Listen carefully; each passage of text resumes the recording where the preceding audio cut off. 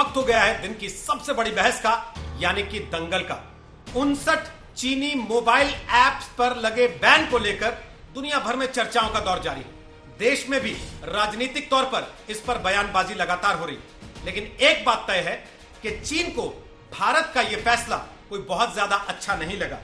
लेकिन सवाल यह है कि लद्दाख में एलएसी पर चीन ने जो हिमाकत की है, क्या केवल ऐप पर बैन लगा देने भर से भारत उसका जवाब दे देगा? क्या इस मामले में आर्थिक दंड से रास्ता निकलेगा या भारत को कुछ कदम और आगे बढ़ाने होंगे? इस बीच एक बड़ी खबर आ रही है, अपने दर्शकों को बता दें, केंद्रीय मंत्री नितिन गडकरी ने आज एक बड़ा बयान दिया है।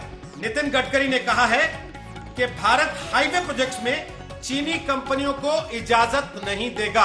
उन्होंने कहा है कि जॉइंट वेंचर्स के जरिए भी चीनी कंपनियों को भारत में हाईवे प्रोजेक्ट्स में ठेकेदारी लेने की छूट नहीं दी जाएगी। जाहिर तौर पर भारत एक एक करके चीन को आर्थिक चोट पहुंचाने वाले फैसले ले रहा है। हालांकि चीन के सरकारी अखबार के संपादक ने इसे भारत का राष्ट्रवाद कहा है और यह जताने की कोशिश की है कि इससे चीन का कुछ बिगड़ेगा नहीं। लेकिन सवाल यह है कि क्या भारत चीन का घमंड तोड़ सकेगा? लद्दाख में एलएसी के हालात पर विपक्ष भी लगातार सरकार पर हमले कर रहा। कांग्रेस नेता अधीर रंजन चौधरी ने मोदी सरकार पर तंज करते हुए कहा कि लद्दाख भी एक जगह है जो अज्ञात नहीं है। तो आज बात करेंगे इसी पर कि ऐप का झटका कितनी जोर से लगा। पहले ये रिपोर्ट, फिर बताएंगे आपको दंगल में आज हमारे साथ कौन कौन से मेहमान।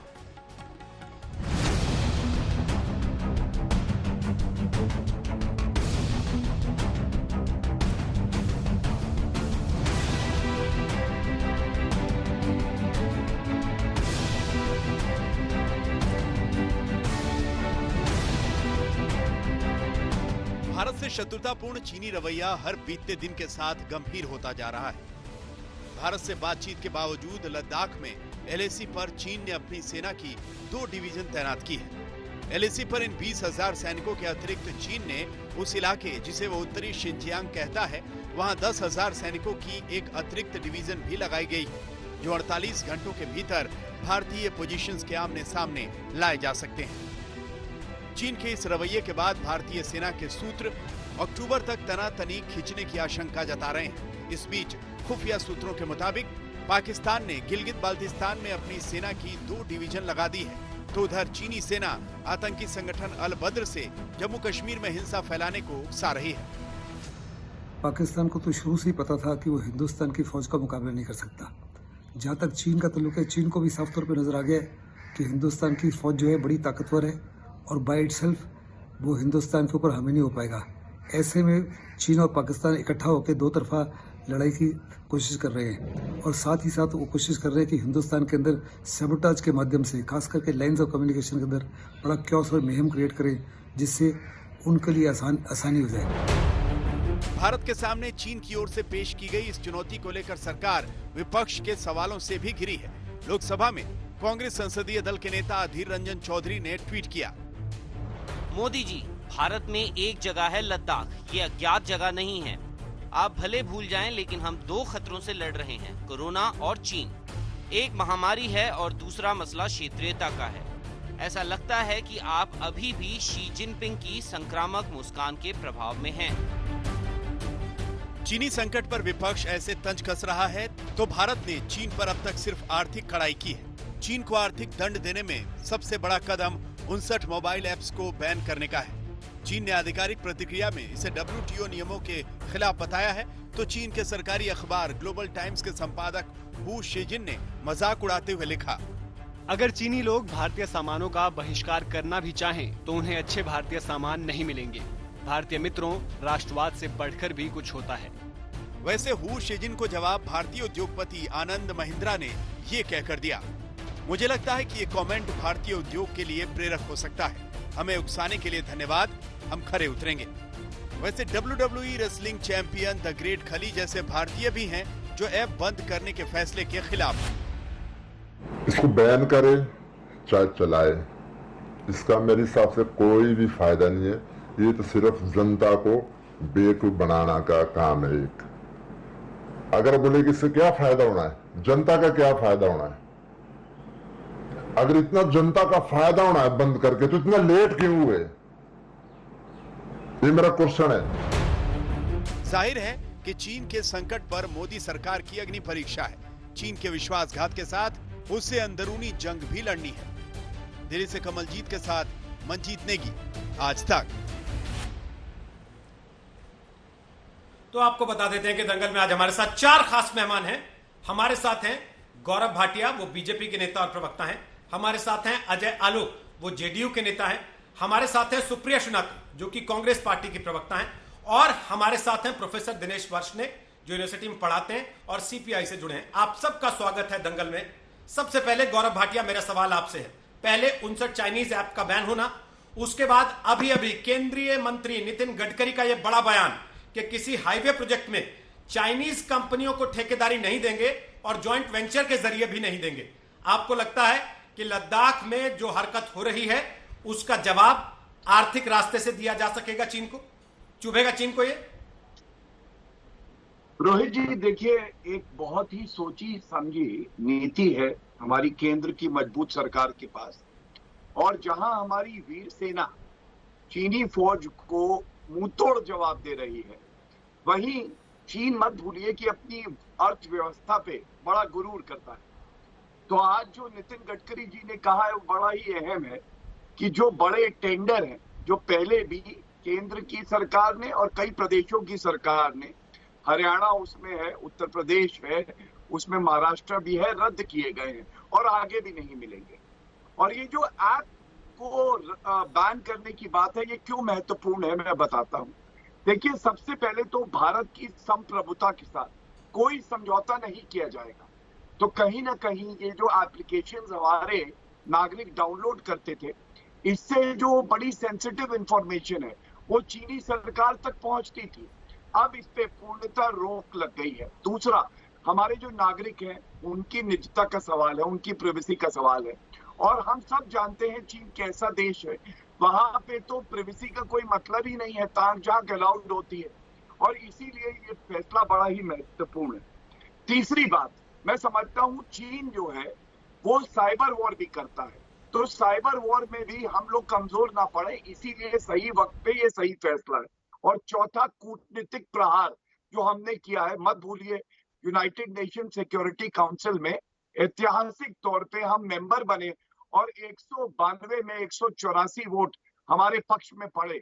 और G7 समिट जो अमेरिका में हो रही है, वहां भी अमेरिकी प्रेसिडेंट ने कहा कि भारत से नरेंद्र मोदी जी को रहना चाहिए, क्योंकि आज विश्व में भारत और नरेंद्र मोदी जी एक बड़ी शक्ति बन के उभरे। तो ये चौतरफा जो हम लोग प्रहार कर रहे हैं, चीन कहीं ना कहीं बौखलाया है और इनकी बौखलाहट में हमारी छोटी जीत जरूर है, बड़ी जीत अभी बाकी। ठीक है। सुप्रिया शुनाते, अधीर रंजन चौधरी कह रहे हैं लद्दाख भी एक जगह है प्रधानमंत्री जी, अज्ञात जगह नहीं है। आप शायद जिनपिंग की स्माइल में उसको भूल गए। क्यों उनको लगता है जब सरकार एक के बाद एक ऐप बैन कर रही है, ठेके रद्द कर रही है, राज्यों की सरकारें कॉन्ट्रैक्ट्स रद्द कर रही हैं, ये सब लद्दाख के लिए हो रहा है ना?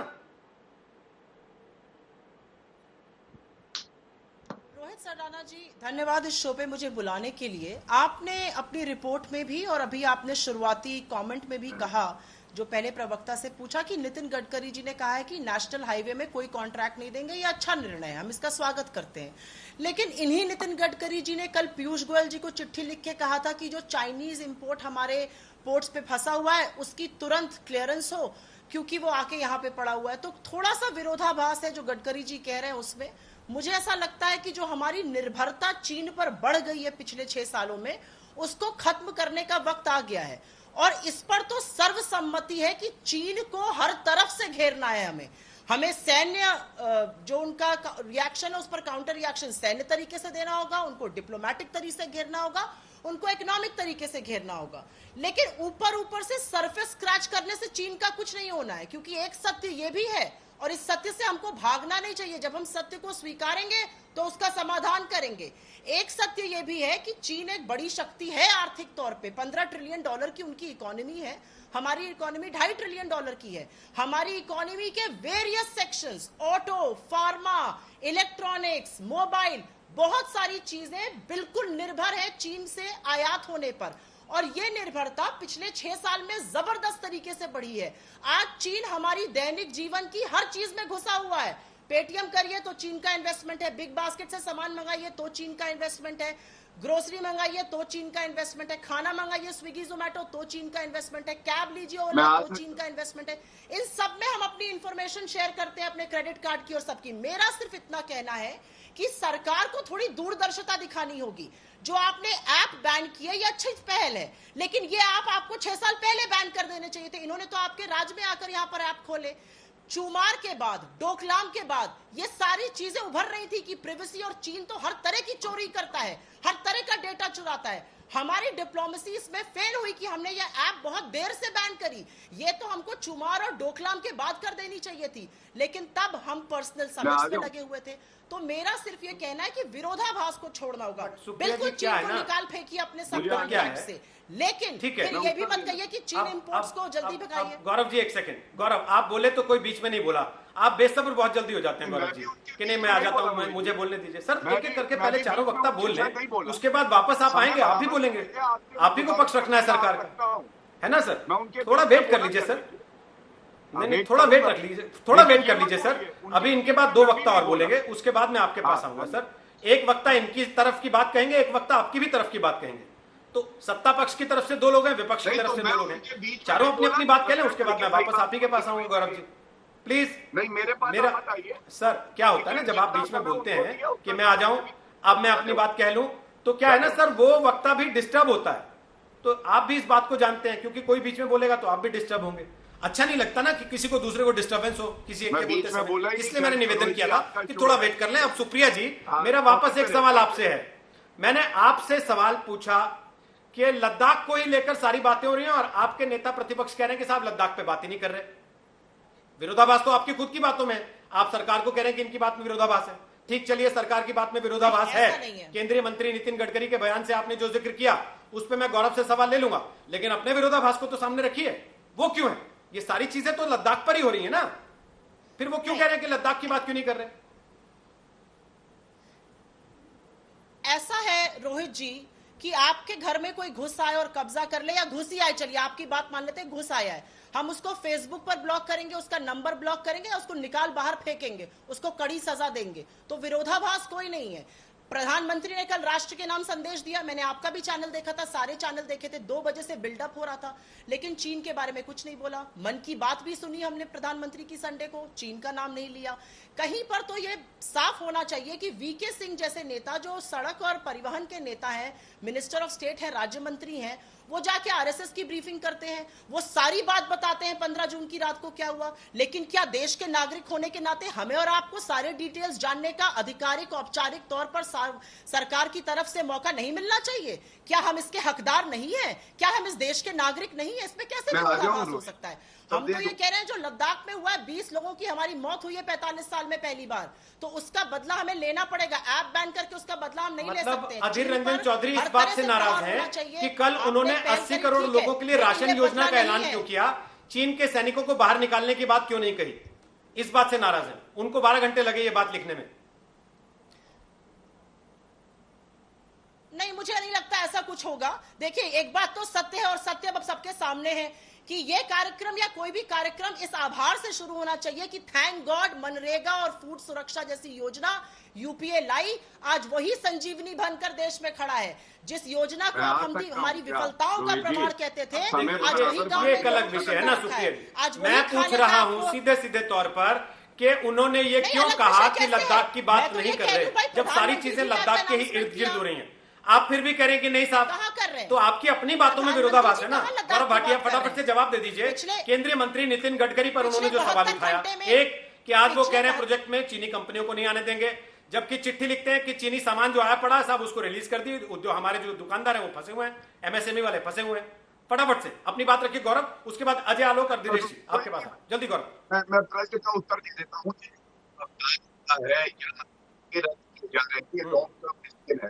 जो सामान आके रखा हुआ है, भारत के जो लोग हैं जो यहाँ व्यापार करते हैं उनका नुकसान कम से कम हो, इसको ध्यान में रखते हुए निर्णय लिया जाएगा। लेकिन सबसे महत्वपूर्ण बात है, कांग्रेस के ही कॉरपोरेटर है, कहते हैं लद्दाख के 1000 हिस्से कर दिए जाएंगे। जो सुप्रिया जी की पार्टी के हैं क्या किया बताएं। अरे अधीर रंजन चौधरी जी का ट्वीट डिलीट करवा दिया, उस पे बताएंगी जब उन्होंने कहा कि चीन को एक सांप की तरह भारत सेना जवाब देगी, तो वो ट्वीट डिलीट हो गया।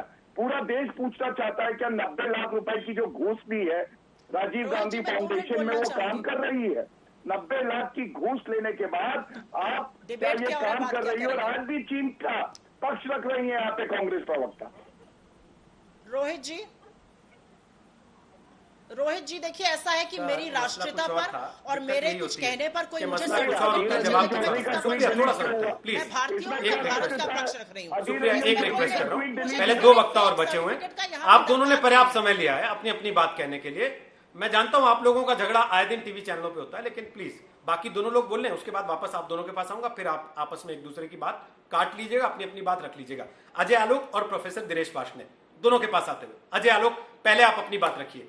ऐप को बैन करना, सड़क के प्रोजेक्ट्स में ये कहना कि हम चाइनीज पैसा नहीं लगने देंगे, ये एक दिशा में बढ़ने की बात है या फिर लद्दाख को भूल जाने की बात है?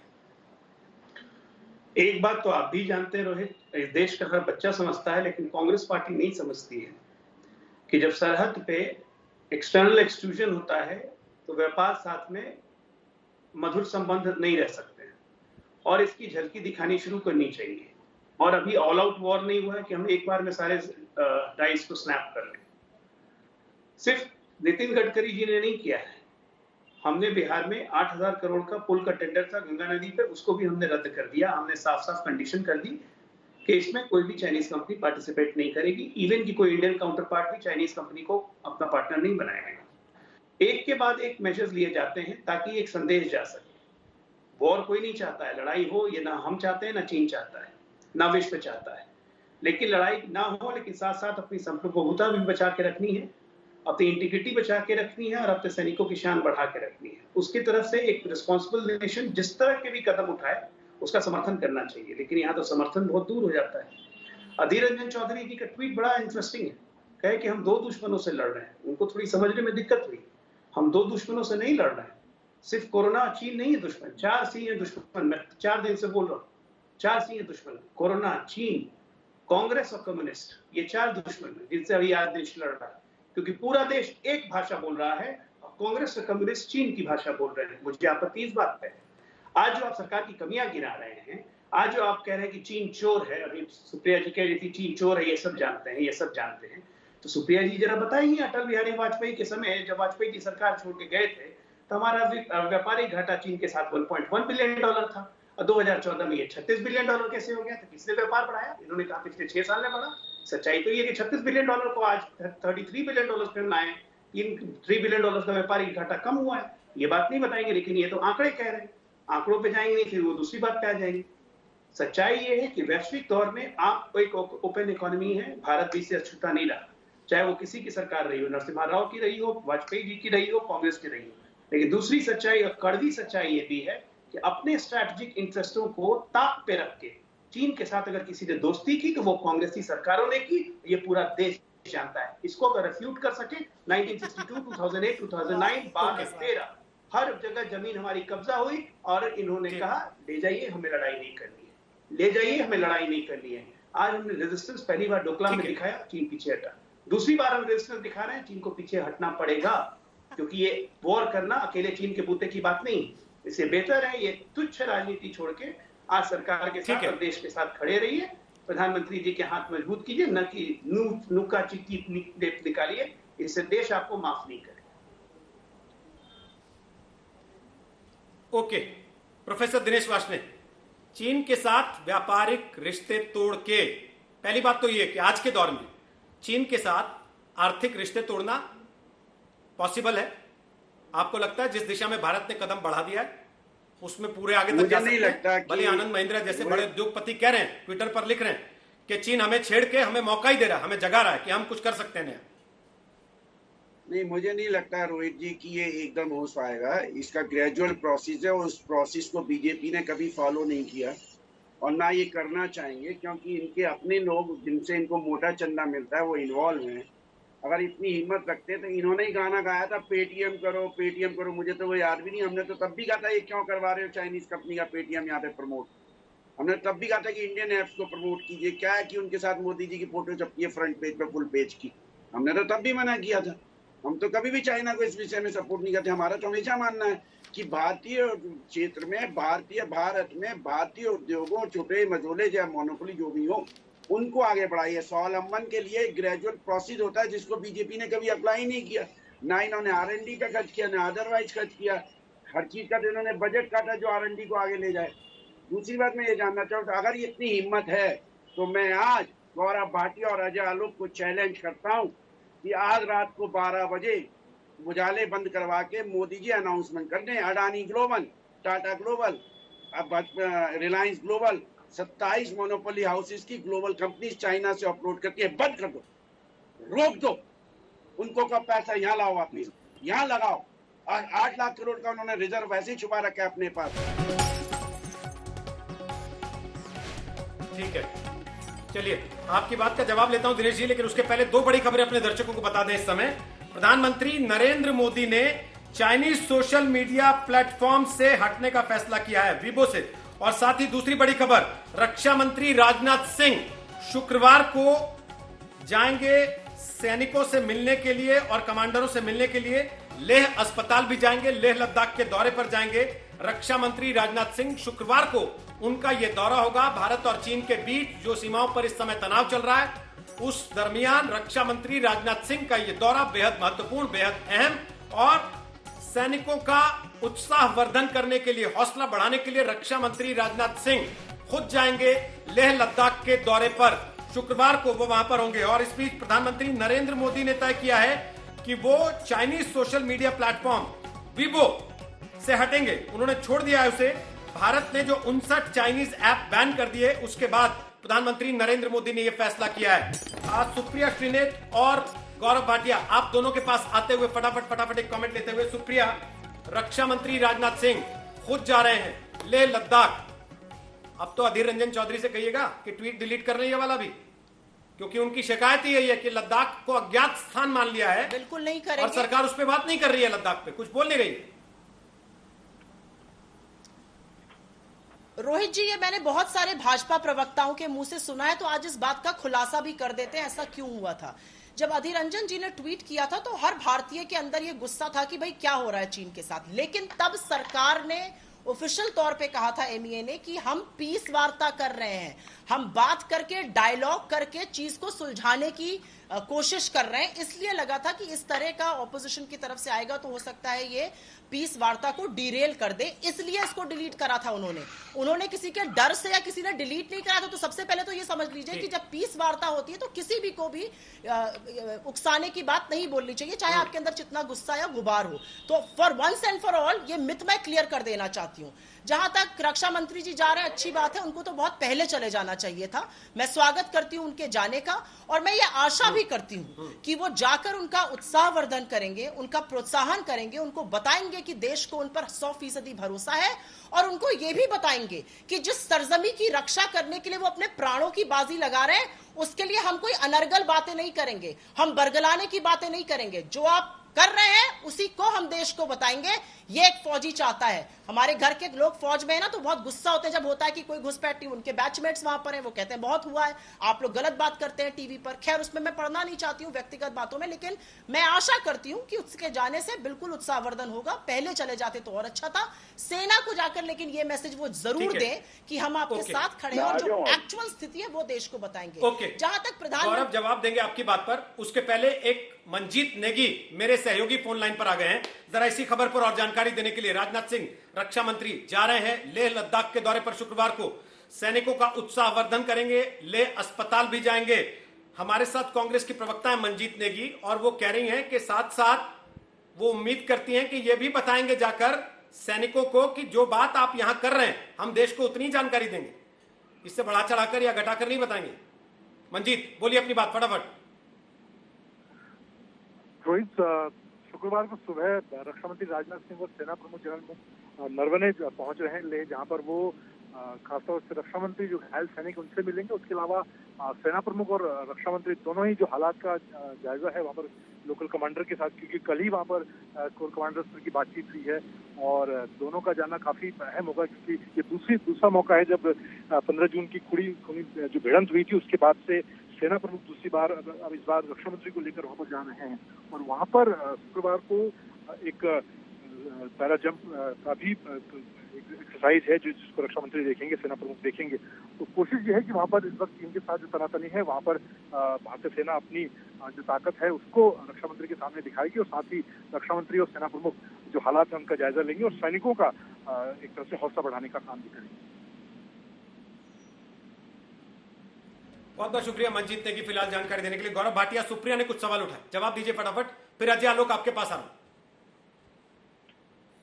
उन्होंने कोई सवाल नहीं उठाए, कुछ सवाल हमने उठाए थे रोहित जी, जिसका उत्तर क्या मिला। उन्होंने कहा, अधीर रंजन चौधरी जी ने ट्वीट इसलिए डिलीट कर दिया कि जो बातचीत हो रही है उस पर फर्क ना पड़े।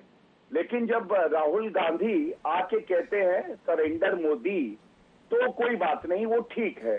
उसके अलावा जब कहते हैं रोज सुबह उठ के जमीन हड़प ली, तो वो ठीक है। एक ट्वीट अभी आया था राहुल गांधी का, उन्होंने कहा रक्षा और सुरक्षा पर बात कब।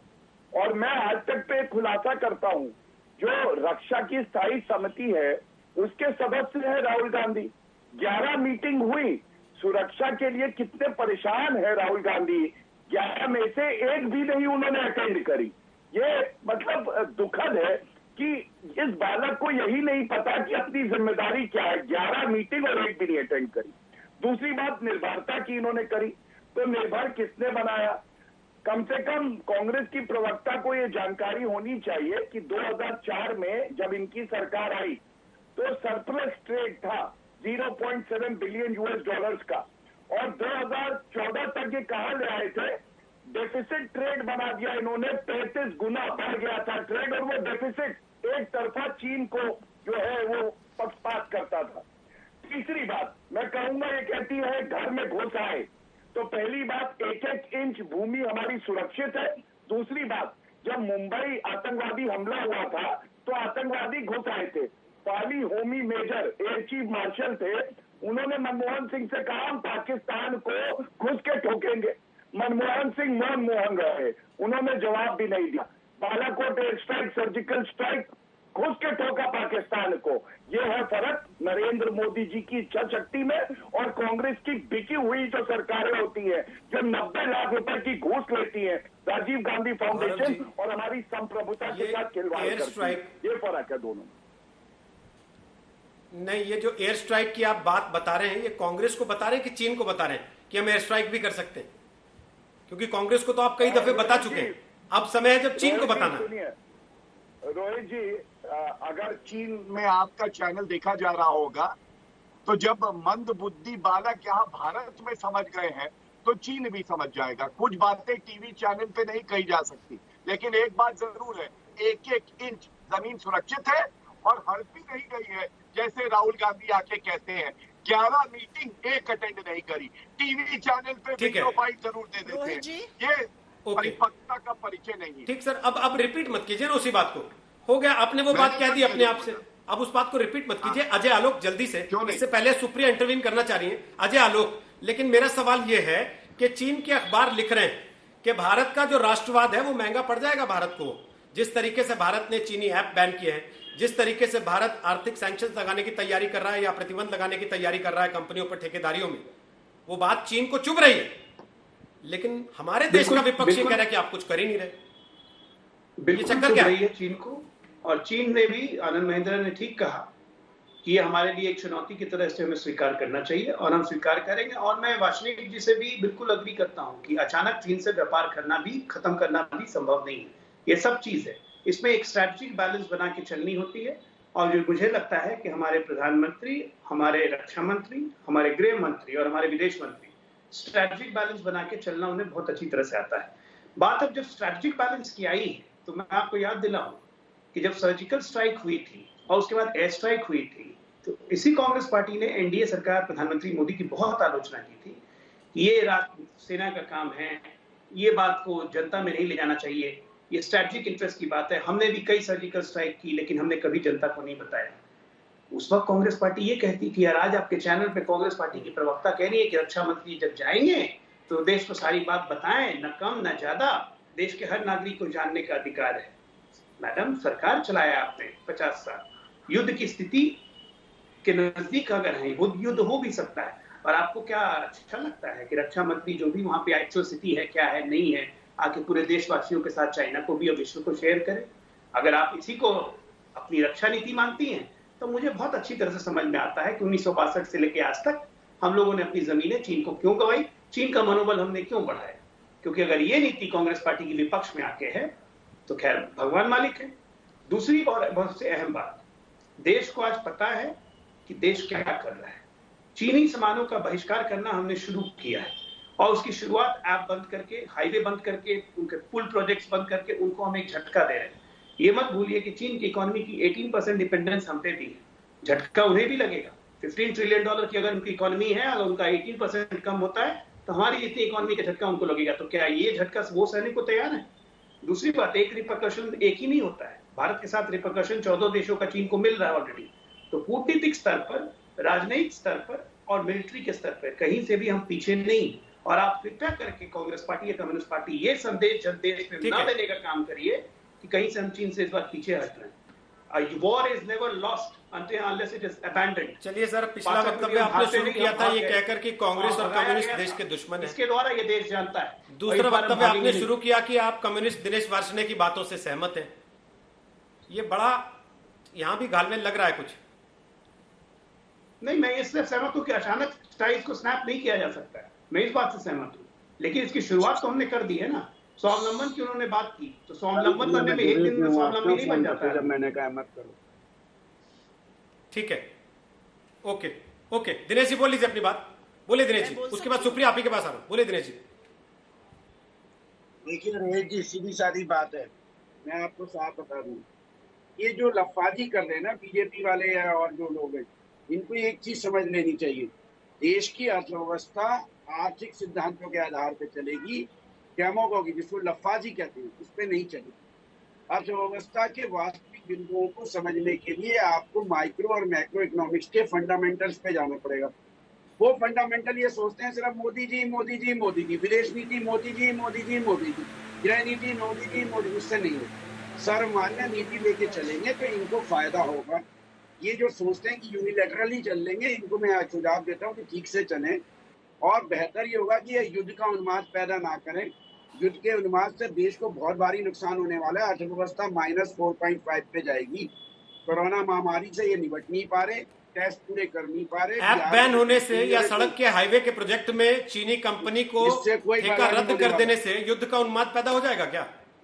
या रक्षा मंत्री देश का अपने ही देश के किसी इलाके में जाएगा तो युद्ध का उन्माद पैदा हो जाएगा क्या? मैं बता रहा हूँ, इसका मतलब अभी तक रोहित जी ये हमारी सिक्योरिटी ब्रीच कराते रहे।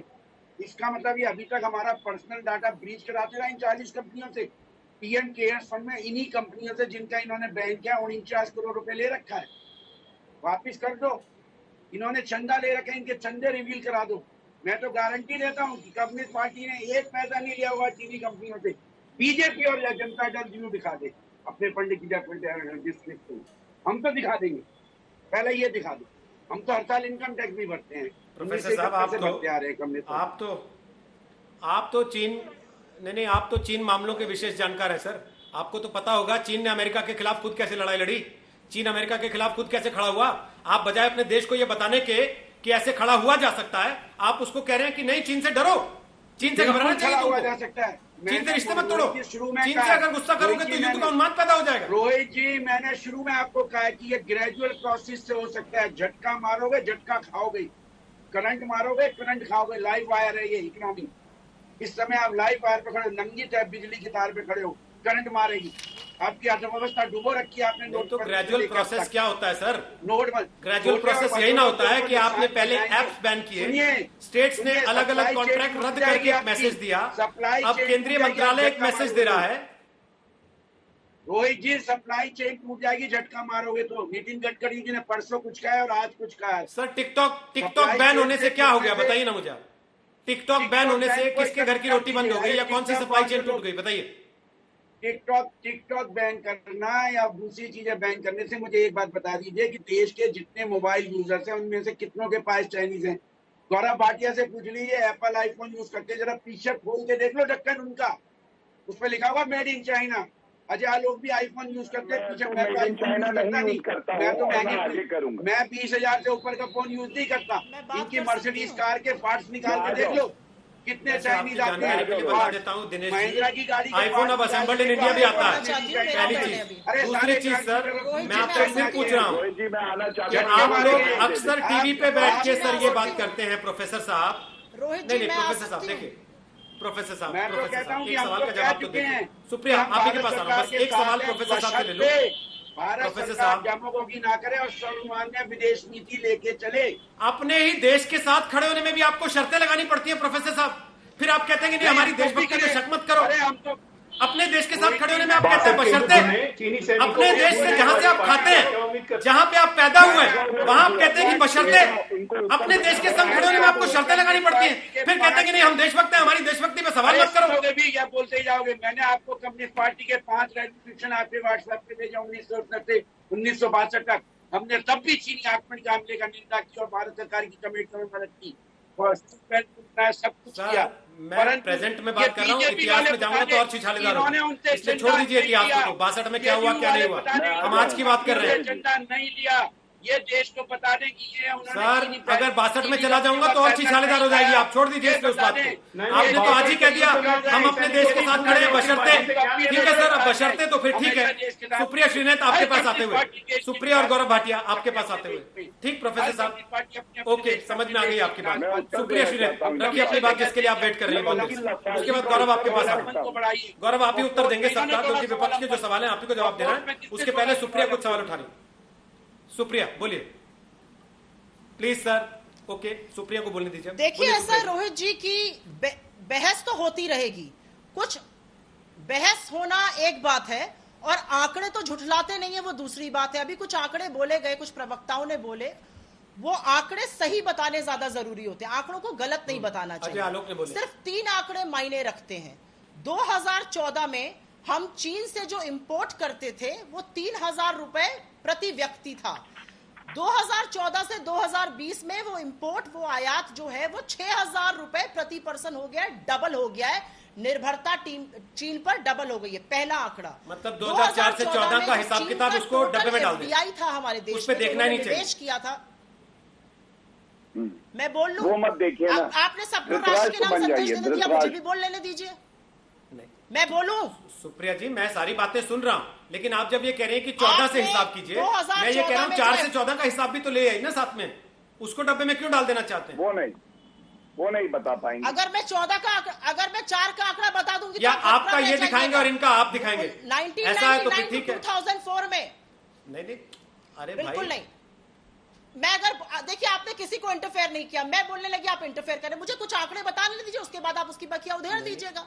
मेरा सिर्फ ये कहना है जो चीन का निवेश है भारत में, आंकड़े दीजिए लेकिन सवाल तो पूछूंगा ना। $27 बिलियन है, आपकी हर चीज में घुसा हुआ है चीन, आपकी मोबाइल कंपनी में चीन घुसा हुआ है, आपने ऐप बंद कर दिए, अरे आपके टेलीफोन नेटवर्क में चीन घुसा हुआ है, हुआवे और ZTE। अगर हटाना है तो हटाइए उनको, दिखाइए चीन को सबक, उससे चीन को प्रहार पड़ेगा। अगर सुरक्षा के कारण है तो पहले मोबाइल नेटवर्क से चीन को बाहर करिए, उससे ज्यादा क्या संकेतात्मक हो सकता है? चीन का सबसे ज्यादा पैसा वहां लगा है। और एक चीज मैं आपको और बता दूं, बदतमीजी की बातें करना, गलत शब्दों का प्रयोग करना, ऐसे डिबेट नहीं करना चाहिए। मैं सिर्फ ये कहना चाहती हूँ कि a war is never lost till it is abandoned, but a war is never won till one is started।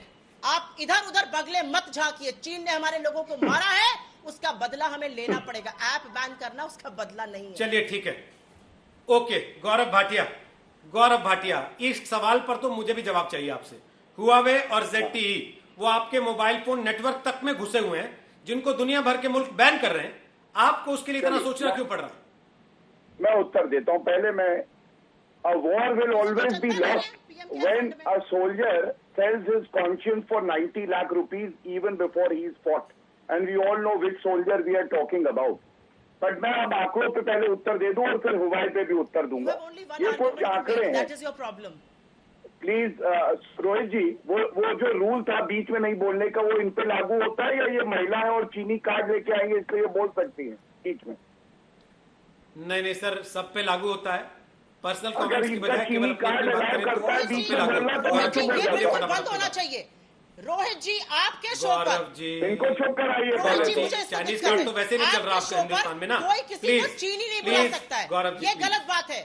ये क्या बात है? आप विपक्ष को चीनी बुलाने लगते हैं, आप विपक्ष को चीनी कार्ड वाला बुलाने लगते हैं, ये क्या बात है? अब देखिए रोहित जी, ये कौन सा तरीका है बात करने का? विपक्ष चीनी है, नहीं पाएंगे अब वो आप भारत में आप चीनी पर्सनली है, झगड़ा मत इसका कीजिए, खुलासा करें एक ये लोग। सेकंड। ये क्या तरीका होता है बात आप करने का? आपस में झगड़ा मत कीजिए, आपस में झगड़ा मत की कीजिए। घूस ली कि नहीं ली? नब्बे लाख की घूस जब ली? विपक्ष को रहिए चीनी बोलते हैं, गौरव भाटिया, आप पर्सनल कमेंट करने की बजाय मुद्दे पर आइए ना।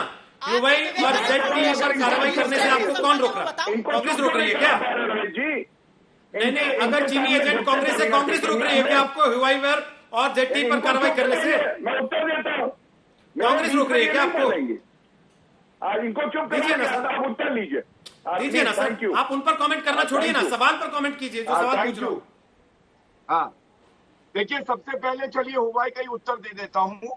रविशंकर प्रसाद जी का वक्तव्य देखिएगा, उन्होंने तुरंत रोक लगाई है जो चाइनीज इक्विपमेंट है, और उसके अलावा मैंने आपको बताया कि कितने ठेके भी रद्द किए गए चाइनीज कंपनी के। लेकिन आंकड़ों पे मैं उत्तर देता हूँ। 2003 में 0.8 billion US dollar surplus trade था।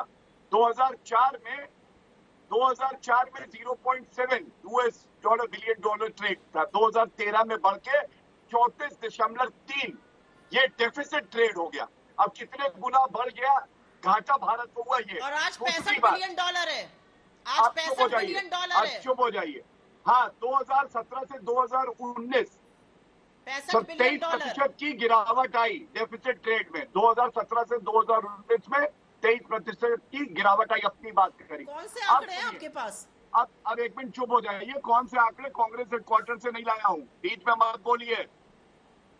90 लाख की घूसखोर 65 बिलियन बीच में मत डॉलर बोलिए, है। चुप हो जाइए प्लीज। रोहित जी, मैं अपने आंकड़े रख सकता हूँ?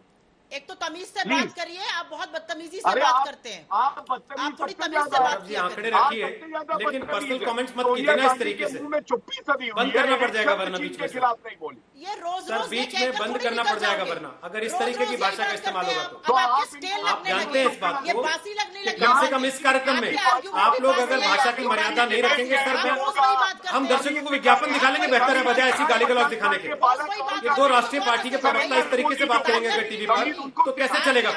प्लीज सर, सॉरी, नहीं ऐसा नहीं चलेगा सर। हम ब्रेक ले लेते हैं, बेहतर है। दर्शक विज्ञापन देख लें, लेकिन ऐसी बात ना देखें जिससे कम से कम उनको शर्मिंदगी से सर झुकाना पड़े। मेरा निवेदन है आप सब लोगों से कि भाषा के स्तर पर कम से कम इतना संयम बरतिए कि वापस जब शो खत्म हो जाए तो एक दूसरे को सम्मान से बात कर सकें। आज हमने आपसे एक सवाल पूछा था, और सवाल था क्या चीनी मोबाइल ऐप बंद करने से चीन को झटका लगेगा? उसके जो जवाब हमारे पास आए, 78% लोगों को लगता है कि हाँ, इससे चीन को झटका लगेगा, और 22% लोगों को लगता है कि नहीं, इससे चीन को कोई ज्यादा झटका नहीं लगेगा।